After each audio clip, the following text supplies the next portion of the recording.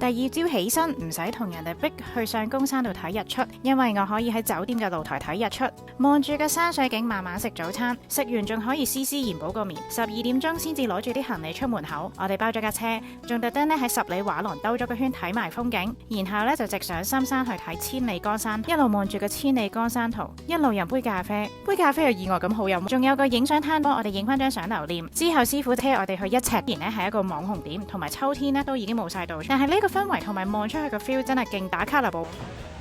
佢對肥肥，你當佢係螢火蟲會唔會好啲？好做作咯！你頭先唔係咁做作咯。我頭先唔係咁。食物咧就真係普通啦，但係咧主要都係食環境同氣氛，都係值得一嚟啊！我哋有包車真係好輕鬆啊，就咁上車就可以翻去高鐵站。點知喺高鐵站前面咧就見到有一檔仔賣酸嘢，一個廣西嘅零食，買咗一盒上高鐵食，哇！點知盒嘢係好食到，我覺得我可以再嚟多次陽朔啊！中意我哋嘅分享 ，like 同 subscribe 我哋支持下啦，拜拜。